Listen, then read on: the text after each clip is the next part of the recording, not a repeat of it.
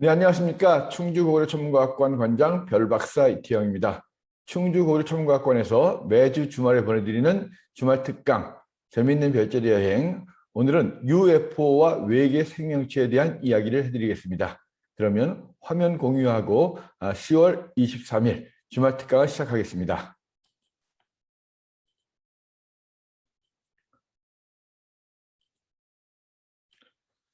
네, UFO와 외계 생명체. 많은 분들이 궁금해하는 내용이죠.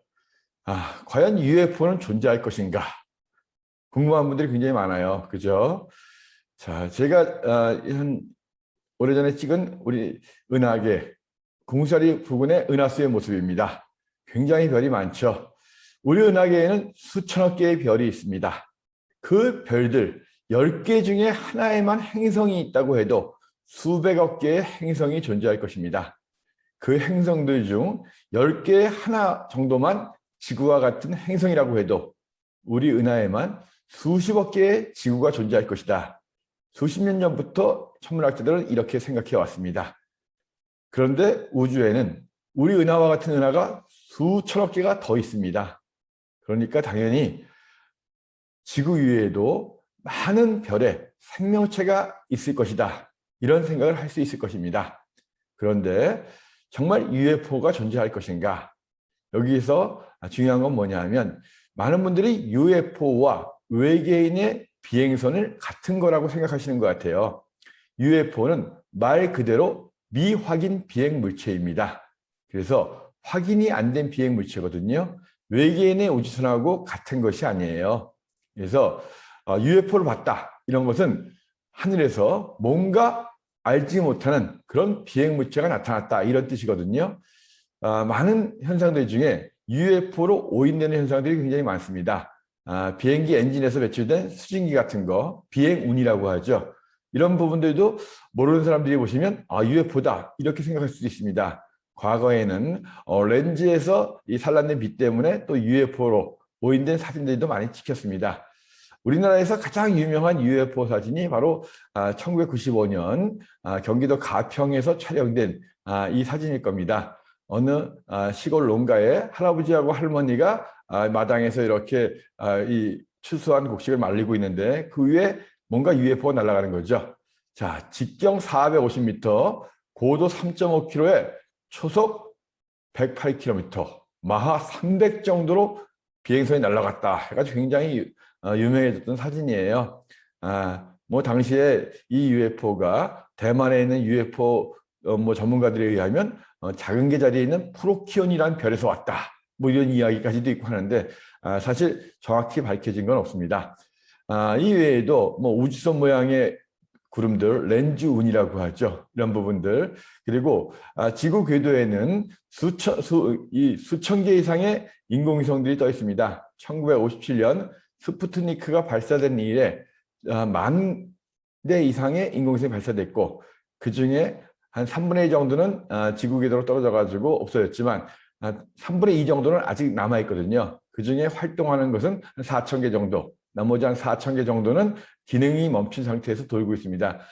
아무튼 이렇게 우주 공간에 떠돌고 있던 지구에도 돌고 있는 이런 인공위성이라든가 자네들이 이 지구 대기로 들어와서 불탈 때 이런 모습들이 또 UFO처럼 보이기도 합니다. 그리고 이것이 가끔 가다가 부서져 가지고 여러 개가 동시에 떨어지는 이런 모습도 나타날 수가 있습니다. 뭐 이 렌즈운 같은 것도 보면은 굉장히 UFO처럼 보여요. 그죠? 하지만 이거는 기상현상입니다. 그리고 특이하게 떨어지는 별똥별도 있습니다.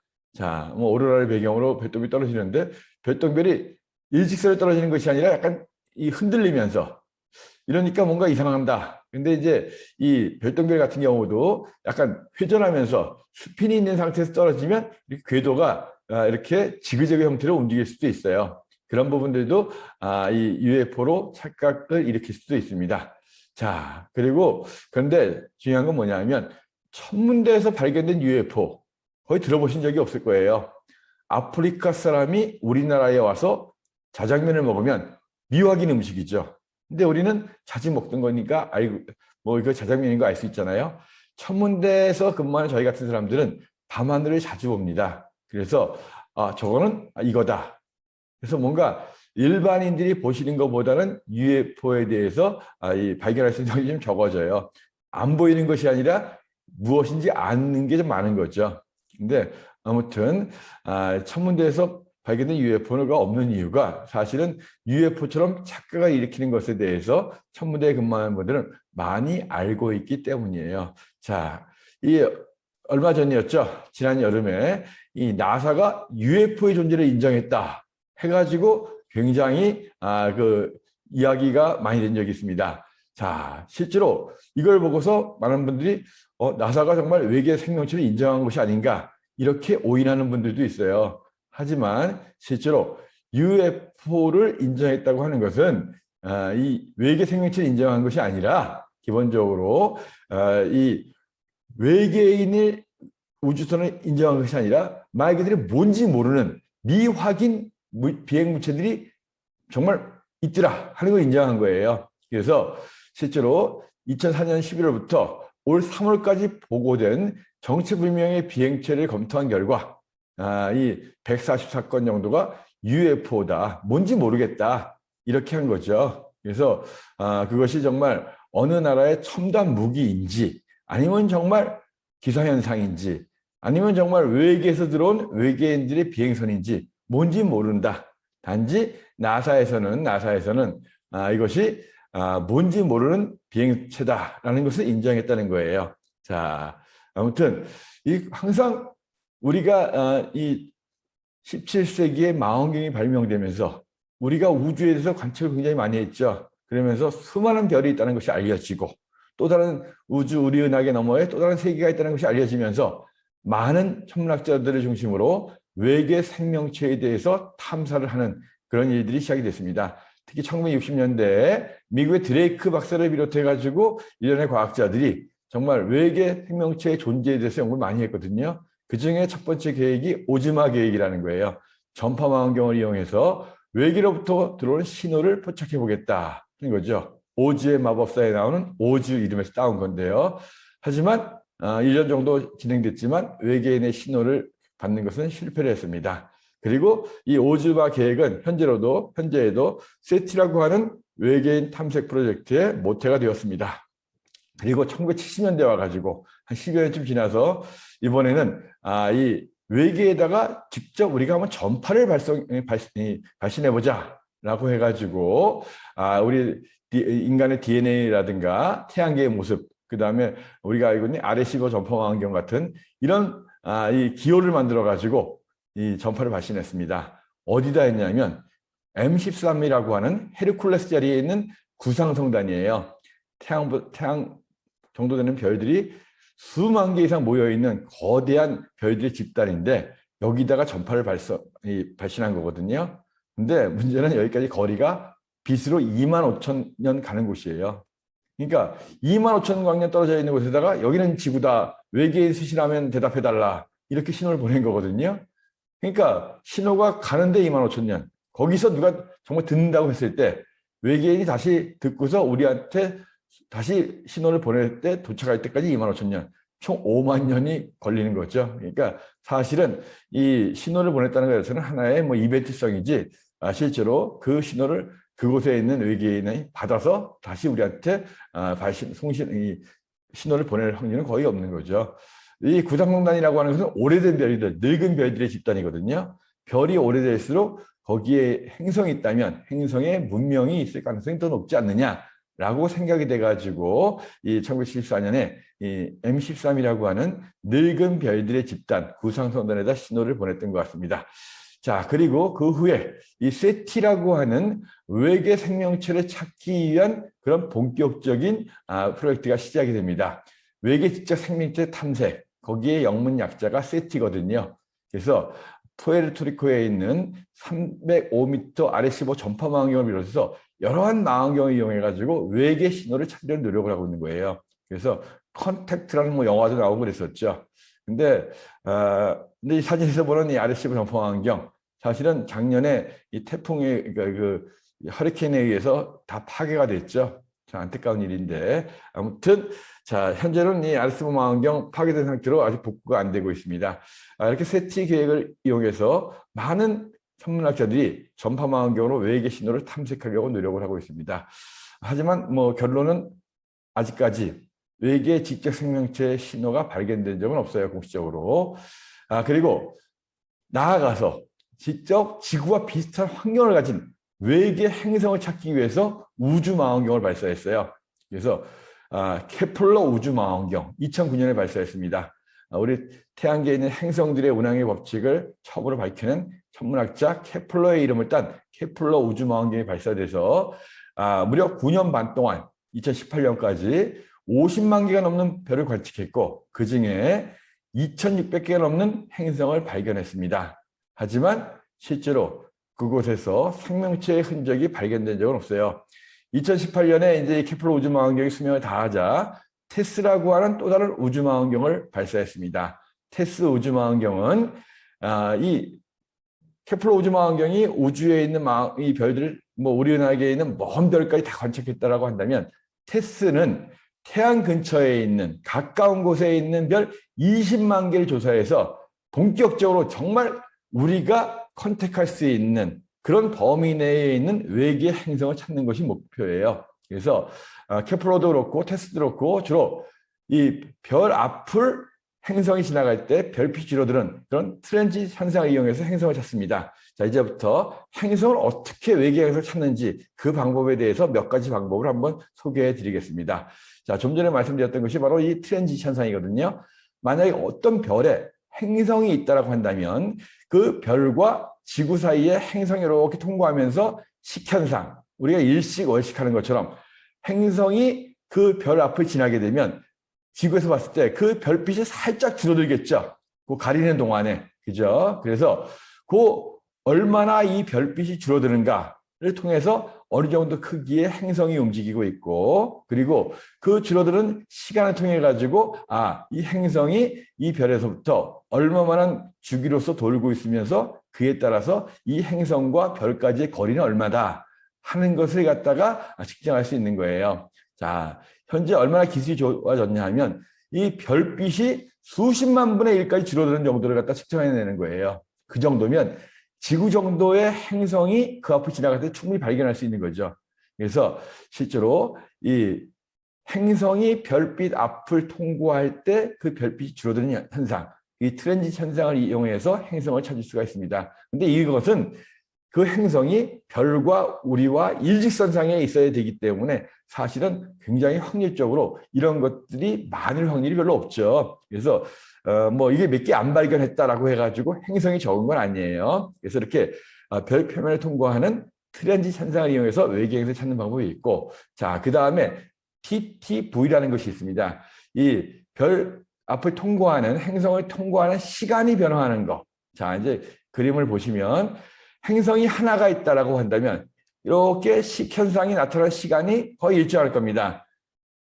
쭉 해서 일정한 시간에 이렇게 한 번씩 트랜짓 현상이 일어나면서 되는데 만약에 이 행성이 2개 이상이라고 한다면 그럼 어떤 일이 벌어지냐 하면 자, 이제 다음 화면을 보시면 자, 행성이 2개 이상이라고 한다면 이 앞에 행성이 트랜짓 할 때 그 주기가 변한다는 거죠. 뒤에 있는 행성에 의해서 그 공전 주기가 바뀌는 거예요. 그래서 이 트랜짓하는 현상이 하나만 있다면 일정한데 다른 행성이 있다고 한다면 시간이 계속 바뀌는 거죠. 그죠? 자, 지금 딱 왔어요. 그리고 그 다음에 다시 또 한번 삑 돌아서 또 왔어요. 시간이 일정하지 않은 거죠. 그래서 이렇게 해가지고 트랜짓하는 시간이 계속 변하는 걸 통해서 또 다른 행성이 있다. 그래서 그 행성이 어떤 행성이냐에 따라서 그 주기가 바뀔 거 아니에요. 물론 계산하기가 굉장히 어렵습니다. 그래서 실제로 TTV 방식에 의해서 이 행성이 통과하는 별 앞을 통과하는 시간이 변화하는 걸 통해 가지고 또 다른 행성을 찾을 수 있는 방법이 있는데 쉽지 않은 방법이 있어서 현재 제가 알기로는 한 10몇 개 정도만 이것이 발견된 걸로 알고 있어요. 그리고 이제 세 번째로 방법이 시선 속도라는 거예요. 자, 이 별이 하나만 별 주위에 행성이 있다라고 한다면 별도 조금씩 뒤뚱뒤뚱거리는 거예요. 자, 왜냐하면 태양도 지구와의 중력 때문에 조금씩 가만히 있질 않아요. 행성하고 별하고의 영향 때문에 행성과 별하고의 서로 상관관계 때문에 행성이 돌면은 별도 약간 뒤뚱뒤뚱합니다. 공통의 질량 중심을 공전하기 때문에 그렇거든요. 그래서 이 행성으로 인해서 별이 조금씩 움직이는데 지구와 가까워질 때는 이 도플러 효과라고 해가지고 이 별빛의 파장이 조금 더 짧아져요.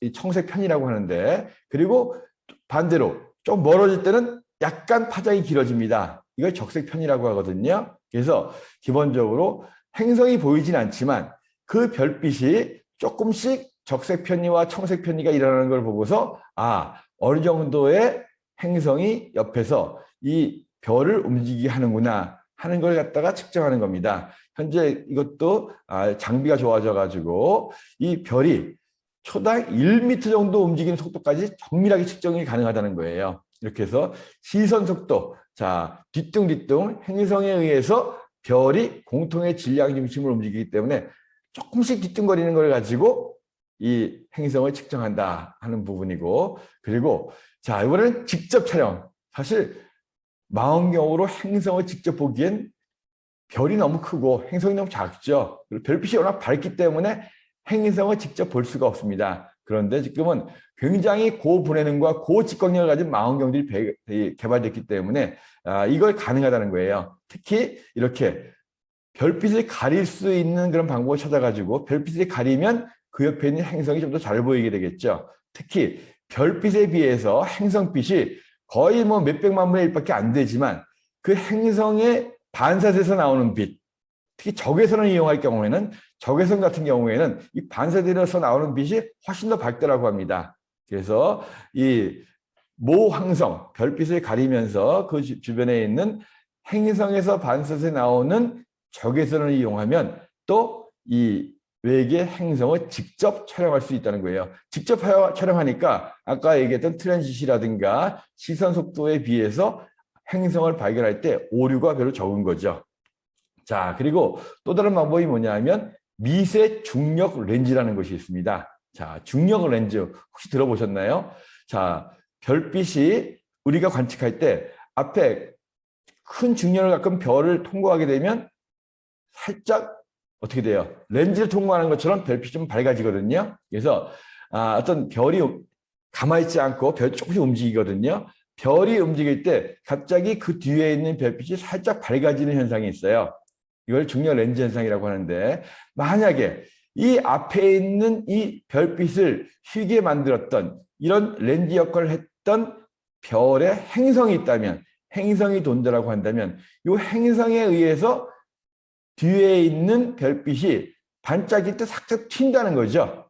그래서 대칭적으로 움직이는 것이 아니라 살짝 튀게 되는 거예요. 이 튀는 현상, 이 불규칙하게 움직이는 이 현상을 이용해서 이 앞에서 렌즈 역할을 했던 별에 어떤 행성이 있겠다. 그래서 이 튀는 현상을 이용해 가지고 어느 정도 크기의 행성이 있을 것이다 하는 걸 밝혀내는 거예요. 그래서 아주 자그마한 이 별을 도는 자그마한 행성의 중력 효과, 그래서 미세 중력이라고 합니다. 마이크로 렌싱 효과를 이용해 가지고 또 이 행성, 이 렌즈 역할을 하는 별의 행성을 찾는 이런 방법들도 있습니다. 그래서 다양한 방법으로 외계 행성들을 찾고 있거든요.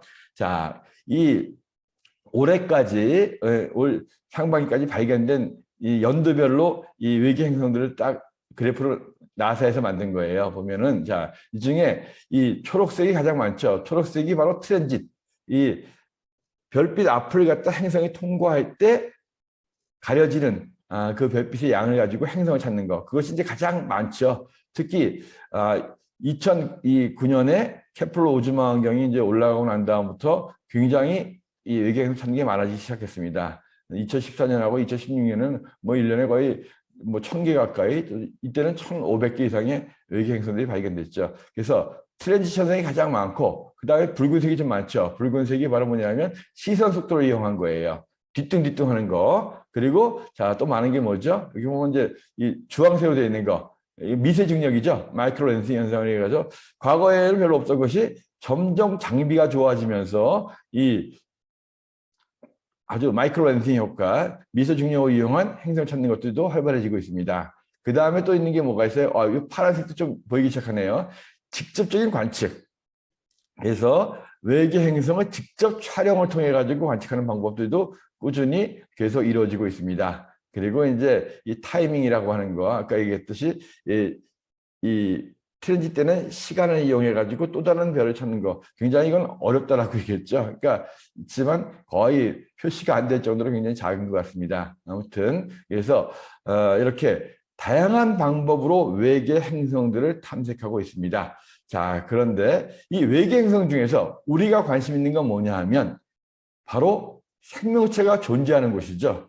그래서 이 생명체가 존재할 수 있는 곳, 바로 해비터블 존이라고 하거든요. 생명 거주 가능 공간에 행성이 있어야 된다. 해비터블 존 플래닛이라고 부르는데 액체 상태의 물이 존재하고 그리고 암석으로 이루어진 표면이 있고 적당한 중력과 온도가 있어야 된다. 이것이 이제 기본적인 개념이죠. 그래서 실제로 이 케플러 우주망원경이 찾은 수천억 개의 외계 행성 중에서도 실제로 이 해비터블 존, 액체 상태의 물이 존재할 수 있는 적당한 온도와 중력, 암석으로 이루어진 곳에도 행성들이 수십 개 이상이 발견됐습니다.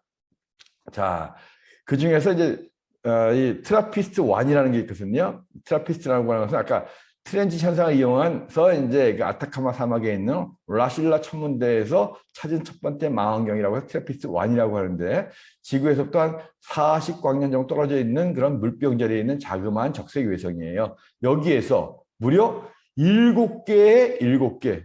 그러니까 이 트라피스트 1이 별이고 그 옆에 있는 행성을 발견된 순서 에 따라서 B, C, D, E, F, G, H 같은 시기에 발견됐으면 거리에 따라서 안쪽부터 B, C, D 이렇게 하거든요. 그래서 7개 행성이 발견됐는데 거의 지구와 비슷한 크기죠. 자, 그리고 이 중에서 실제로 이 EFG는 생명체 거주 가능한 해비터블 존에 위치합니다. 태양계 같은 태양보다는 훨씬 작은 별이기 때문에 이 해비터블 존이 좀 더 안쪽에 있는데 아무튼 7개 중에서 지구와 크기가 비슷한 7개 중에서 3개는 해비터블 존에 있다. 그래서 죄송합니다. 제가 뭔가 잘못 눌렀네요. 죄송합니다. 제가 잘못 눌렀어요. 자, 다시 돌아가겠습니다. 그래서 기본적으로 이 태양계에서 우리의 해비터블 존이라고 하는 것은 태양계에서는 자, 이 금성하고 지구하고 화성 정도가 해비터블 존인데 여기서는 EFG, 트라피스 1에서는 EFG가 해비터블 존에 해당돼요. 그래서 여기에 생명체가 존재할 수 있지 않은가. 하지만 40광년이라고 해도 빛으로 40년 가는 거리예요. 실제로 확인할 방법은 거의 없습니다.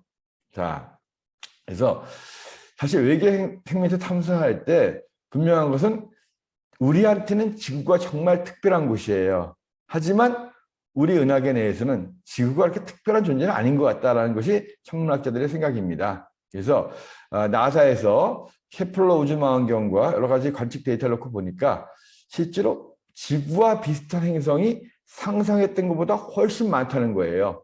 그래서 따져보니까 자, 이게 올 초까지 발견된 정도거든요. 자, 4,367개의 외계 행성이 확인이 됐습니다. 그 중에 자, 실제로 테레스트리얼, 지구와 비슷한 게 164개나 벌써 발견이 된 거예요. 그리고 슈퍼지구라고 해가지고 지구보다 한 2배 정도 큰 것이 한 1,300개 정도. 그리고 목성 정도의 거대한 가스 행성이 역시 1,300개 정도.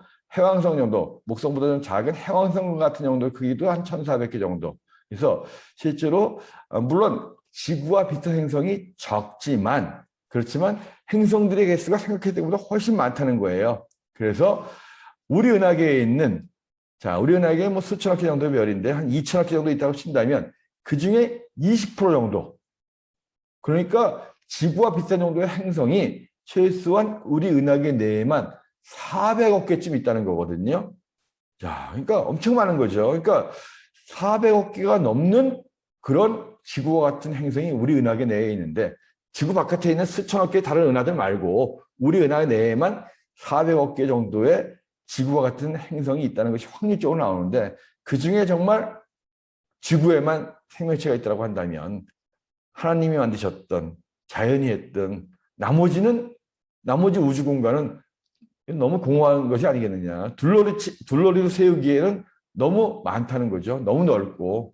그래서 분명한 것은 지구와 비슷한 행성들이 이렇게 많다면 어딘가에는 지구와 비슷한 정도의 생명체도 있을 것이다 하는 거예요. 자, 그래서 외계 생명체를 탐사할 때 사실은 우리가 가볼 수 있는 건 태양계 아니잖아요.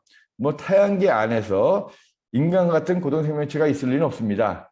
그리고 다른 생명체 흔적도 있을 리는 없어요. 하지만 지구 밖 어딘가에 생명체가 존재했던 흔적이라도 있다면 아니면 미생물이라도 생명체가 존재한다면 다른 곳에도 충분히 많은 생명체가 존재할 가능성이 있다는 거겠죠. 그래서 외계 생명체 탐사를 갖다가 이제 하는데 가장 가능성이 높은 것이 화성이죠. 근데 물론 화성은 지금은 평균 기온이 영하 65도 가까이 되고 거의 대기가 지구의 1%밖에 안 되고 그죠? 그리고 거의 태양으로부터 오는 방사능에 오염된 그런 죽음의 땅이죠.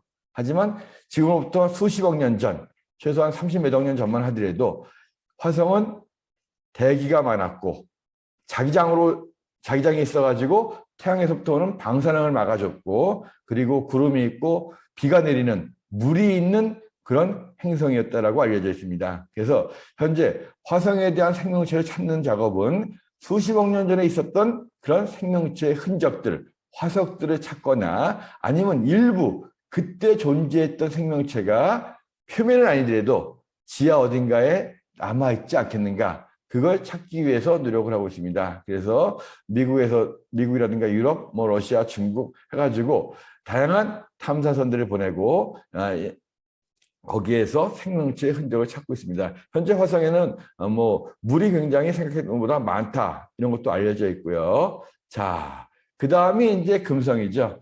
금성도 헤비터블 존에 거의 뭐 가장자리 정도 있어가지고 하지만 금성은 표면의 온도가 영상 500도 가까이 되기 때문에 생명체가 살기 힘들어요. 하지만 금성 표면에서부터 한 50km 정도 상공, 그 정도 상공에는 기압이 지구와 비슷할 정도, 온도도 지구와 비슷할 정도. 그래서 사실은 금성 대기 중에 뭔가 미생물이라도 있지 않겠는가. 그래서 이제 여러 가지 이 흔적들을 가지고 이야기하고 있는데 사실은 아직까지 밝혀진 건 없습니다. 그래서 이것도 확인하기 위해서 나사를 비롯해 가지고 기본적으로 금성 대기를 탐사하는 탐사선을 한번 발사해 보자. 이렇게 준비도 되고 있습니다. 아무튼 금성 대기에서 기본적으로 시아나황이라고 하는 뭔가 생명체에서 나오는 것 같은 그런 흔적이 발견됐다는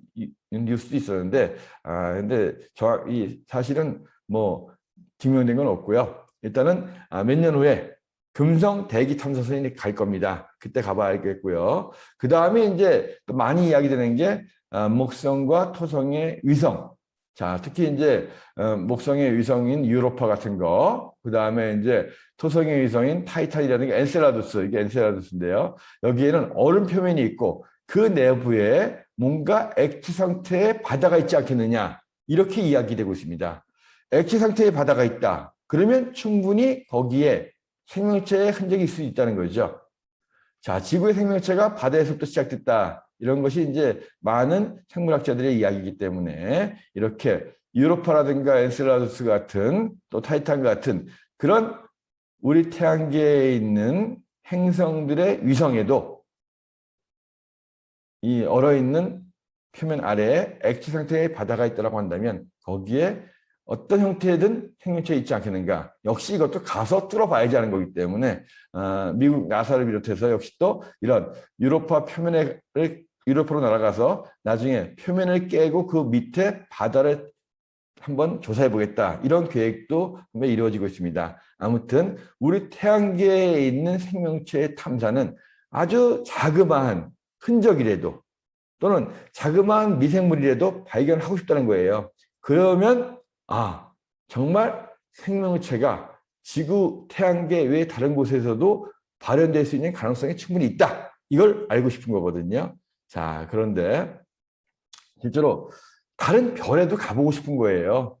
그래서 어쨌든 우리 태양계 안에는 지적인 생명체가 존재할 가능성은 없잖아요. 우리 말고는. 그래서 태양계에서 가장 가까운 별이 빛으로 4.3년 정도 걸리는 거리에 있는 센타우루스 자리에 있는 프록시마 센타우리라는 거예요. 그러니까 센타우루스 자리의 가장 밝은 별인 알파별이 사실은 삼중성입니다. 삼중성 중에서 자, 세 번째 가장 작은 별이 지구에서 제일 가까운 거거든요. 여기까지가 4.3광년인데 여기에다가 한번 여기에 실제로 행성이 있다는 거예요. 그래서 여기를 한번 탐사해 보자는 거거든요.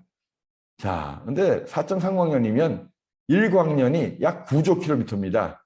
그러니까 실제로 4.3광년이면 한 40조 킬로미터예요.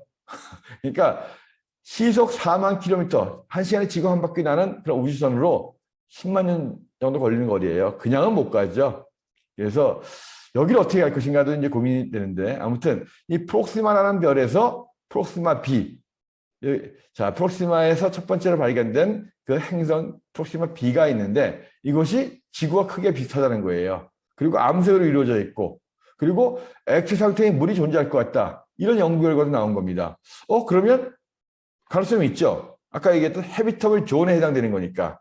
그래서 좀 더 연구를 해봤는데 사실은 생명체가 존재 가능성이 별로 없다는 거예요.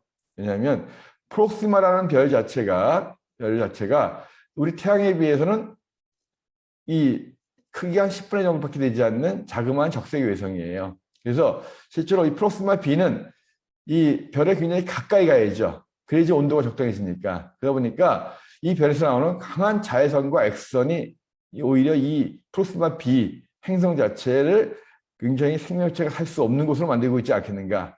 우리 지구에서는 이렇게 아름다운 하늘이 있고 하지만 이 프록시마 B에서는 굉장히 강한 자외선과 X선이 생명체의 탄생을 막고 있지 않는가 이렇게 여겨지는데 아무튼 그래도 가장 가까운 별인 프록시마에 지구와 비슷한 행성이 있다고 하니까 굉장히 관심이 높아졌습니다. 그래서 이 프록시마 B를 탐사를 갖다가 직접 한번 우주선에 해보자라고 하는 것이 이제 스타샷이라는 프로젝트예요. 자, 아주 작은 초소형 우주선을 만드는데 이 초소형 우주선을 갖다가 빛의 압력, 광압이라고 하죠. 강한 레이저들을 막 쏴가지고 돛담배는 바다에서 이 바람으로 날아가는 거잖아요. 이 바람이 아니라 우주에서 빛의 압력으로 날아가는 광돛담배를 한번 만들어 보자는 거예요. 굉장히 무게는 작습니다. 크기도 작아요. 하지만 빛을 반사시킬 수 있는 거대한 아주 얇은 돛을 만드는 거예요. 그래서 지구에서 강력하게 레이저를 갖다 빛을 여기다 엄청나게 쏘아가지고 점점 광압으로 가속을 시키는 겁니다. 여러분들 빛의 압력이 있다는 걸 못 느꼈을 거예요. 하지만 우리가 혜성의 꼬리가 태양에 가까워지면 길어지죠. 그게 태양풍에 의한 입자에 의한 압력보다 태양에서 나오는 빛에 의한 압력이 더 크게 작용을 하거든요. 지구 궤도 바깥에만 나가더라도 실제로 태양에서 오는 광압이 빛의 압력이 실제로 태양에서 오는 태양풍의 압력보다도 훨씬 더 수백 배 이상, 거의 뭐 1000배 이상 더 세더라고 이야기합니다. 그래서 돛담배를 만들었을 때 태양풍의 압력이 아니라 빛의 압력으로 한다면 훨씬 더 멀리 날아간다는 거예요. 근데 우주는 마찰이 없기 때문에 일단 가속을 시켜놓으면 계속 나가게 되는 거거든요. 아무튼 이 스타샷 프로젝트가 지금 진행되고 있는데 자, 이 스타샷 프로젝트를 한다면 광속의 거의 한 20% 정도 5분의 1 속도까지 낼 수 있다는 거예요. 그러니까 빛으로 4.3년 걸리는 원인인데 이것을 갖다가 광속의 5분의 1이니까 대략 한 얼마쯤 걸려요? 5배 정도 되니까 한 20년 남짓되면은 프록시마까지 도착할 수 있다는 거죠. 그래서 이 계획은 20년 정도 도착을 하고 거기서 뭐 조그만 카메라가 사진을 찍어서 우리한테 보내면 날라오는 데는 4.3년이 날라오니까 대략 한 25년 정도면 된다는 거예요. 다만 우리한테 그런 기술이 아직은 없어요. 아이디어만 있는 거죠. 그래서 이런 정도의 빛으로서 날아갈 수 있는 이런 우주선을 만들고 거기다가 레이저를 쏴가지고 이런 스타샷 프로젝트를 완성하기 위한 기술을 만드는데 한 20년 정도 걸릴 것이다. 그래서 기본적으로 20년 정도 동안 만들고 그리고 20년 만들어서 쏴서 가는데 한 20년 거기서 정보를 얻어가지고 지구로 송신해서 우리가 수신하는 데까지 약 한 5년. 그래서 앞으로 한 45년 정도면 프록시마 B에 뭐가 있는지 정말 거기에 바다가 있고 생명체가 있는지 하는 것이 밝혀지지 않겠는가 하는 스타트업 프로젝트도 또한 진행되고 있습니다. 자, 아무튼 태양과 지구도 우주의 일부분이에요. 우리는 물론 지구는 특별한 곳입니다.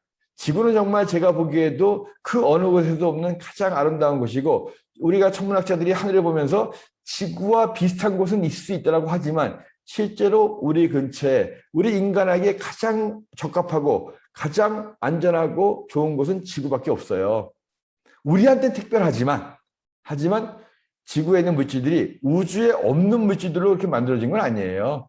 그래서 우리가 알고 있는 화학 원소들이 있죠. 자, 1번서부터 쭉 해가지고 우리가 알고 있는 자연계의 끝에 있는 뭐 우라늄이라든가 플루토늄 같은 거 이런 것들을 제외하고 나머지 것들 뭐 인간이 뭐 인위적으로 만든 원소들도 있지만 이런 자연계의 원소들은 지구에만 있는 것이 아니죠. 대부분의 원소들은 빅뱅으로 만들어지거나 별 속에서 만들어지거나 별이 죽을 때 만들거나 이런 원소들은 우주에 다 있는 것들이거든요. 그래서 자, 지구가 특별한 곳이 아니다. 그래서 당연히 지구와 같은 행성이 우리 은하계에 수십억 개, 수백억 개가 있다고 한다면 거기에는 정말 우리와 모습이 똑같지는 않을지언정 어떠한 생명체가 분명히 존재할 것이다.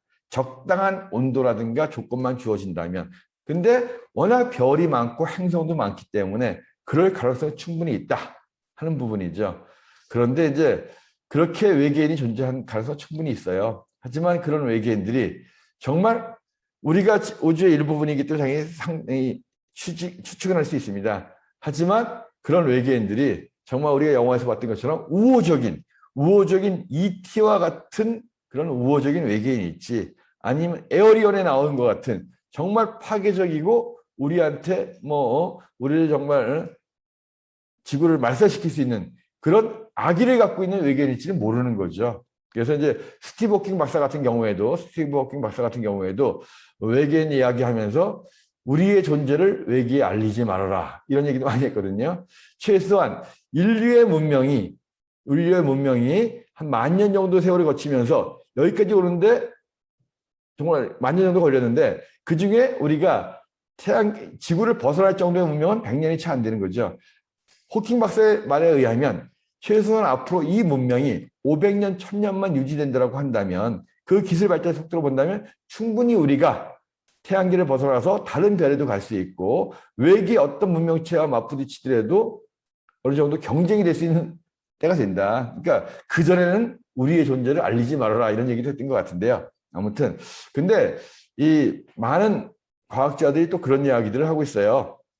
뭐냐면 이 실제로 1950년대에 이제 이렇게 별이 많고 한다면 어딘가에는 분명히 외계인도 있을 거 아니냐. 근데 왜 안 보이냐 이거죠. 그래서 Where are they? 그들이 어디 있느냐. 그렇게 이야기하면서 나왔던 얘기가 뭐냐면 문명의 종속 기간이 한정되어 있지 않겠느냐. 우리가 생각해보면 우리 인류의 문명이 앞으로 10,000년, 10만 년, 100만 년 계속 갈 것 같다. 이렇게 생각할 수 있겠지만 문명이라는 것 자체가 어느 정도의 수명이 있으면 다시 또 멸망을 할 수도 있지 않겠느냐. 그래서 문명의 종속 기간이 길지 않기 때문에 그렇게 별은 많지만 정말 지구가 컨택할 수 있는 외계인이 없는 것이 아니겠느냐. 그래서 이제 그런 얘기도 합니다. 아무튼 오늘 UFO와 외계 생명체에 대한 이야기를 하면서 외계 행성을 어떻게 찾고 있고 실제로 생명체에 거주 가능한 해비터블 존에 대한 이야기들도 했습니다. 자, 아무튼 분명한 것은 외계 생명체가 존재할 것 같다. 그리고 우리는 찾고 있다. 하지만 UFO가 외계인은 아니다. 우주는 넓은데 분명히 언젠가는 외계인을 만나게 될 겁니다. 그때를 위해서 우리가 좀 더 노력하고 과학을 많이 발달시켜야 되겠죠. 자, 오늘 밤 굉장히 충주의 하늘은 맑습니다. 자, 그래서 지금 현재 북쪽 하늘을 보면 북두칠성이 많이 내려왔죠. 카시오페아 떠 있고 오늘도 달이 뜹니다. 오늘도 이 달이 아주 예쁘게 보이는 건데요. 며칠 전에 보름이 지났기 때문에 이 북쪽 하늘에는 우리가 알고 있는 이렇게 사실 북두칠성이 큰 곰자리인데 거의 지평선 근처에서는 안 보이고요. W자 모양의 카시오페아가 굉장히 높이 떠 있고 자 북극성도 카시오페아를 통해서 이렇게 찾을 수도 있죠. 그리고 북극성에 가장 가까운 1등성 카펠라는 마차부 자리의 어떤 별입니다. 자, 오늘 밤에 보이는 달은 이런 식으로, 자, 왼쪽은 볼록하고 오른쪽은 살짝 줄어들었죠. 점점 달은 오른쪽이 줄어들 겁니다. 점점 이 지역, 어두워진 지역은 밤이고 밝은 지역은 낮이죠. 밤 지역이 점점 많아지겠죠. 이 지역은 지금 지난주에는 새벽이었지만 이 지역은 지금 저녁입니다. 점점 줄어드는 거예요. 자, 그리고 남쪽 하늘을 보면, 자, 남쪽 하늘을 보면 이렇게 별들이 보이는데, 자, 반짝이는 별 말고 굉장히 밝은 별들이 보입니다. 초저녁에는 금성이 있었는데, 금성이 지금 지고 있어요. 8시 정도에는. 그리고 목성과 토성이 역시 아름답게 빛나고 있습니다. 그리고 가을철 별자리 중에 유일한 1등성, 남쪽 물고기 자리에 으뜸 별 포마라우트가 목성의 왼쪽 아래에 보입니다. 그리고 그 위쪽으로는 여름철 대삼각형 중에 하나인 독수 자리에 으뜸 별 견우, 알타이리가 보이고 있고요. 자, 그래서 이제 목성과 토성이 있는 것은 염수 자리인데 사실 너무 희미해서 염수 자리 모습은 찾기 굉장히 힘들어요.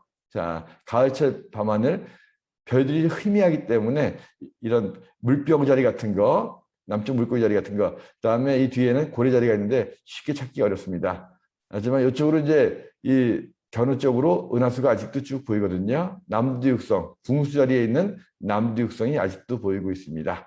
자, 아무튼 이상으로, 자, 하나 더 할게요. 오늘 밤에 여러분들이 망원경을 보신다면 천문대 오시면 이렇게 목성 주변에 이렇게 이 가니메데, 이오, 유로파, 칼리스토 같은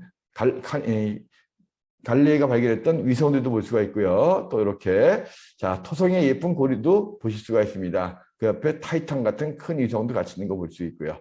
자, 오늘은 이 UFO 외계 생명체에 대한 강의를 해드렸습니다. 충주 고구려 천문과학관에서 주말마다 보내드리는 이 주말 특강, 재미있는 별자리 여행, 오늘은 UFO와 외계 생명체를 가지고 말씀드렸습니다.